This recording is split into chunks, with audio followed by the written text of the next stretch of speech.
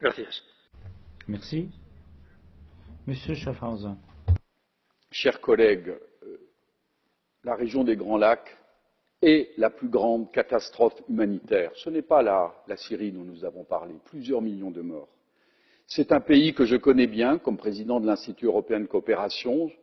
J'ai l'ONG la plus importante, je présidais la ONG la plus importante, et j'ai été placé auprès du vice-président Zaidine Goma, aujourd'hui décédé, un ami qui a combattu pour la transition démocratique et qui représentait l'opposition démocratique lors de la transition démocratique en 2004.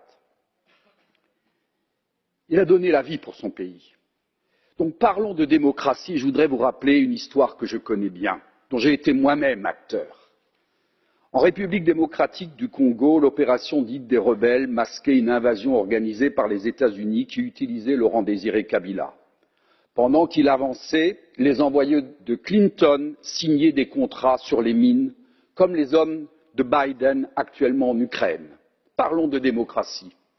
Laurent Désiré Kabila, stoppé par la France et l'Angola, se rapproche de la France car il estimait que c'était les intérêts de la République démocratique du Congo.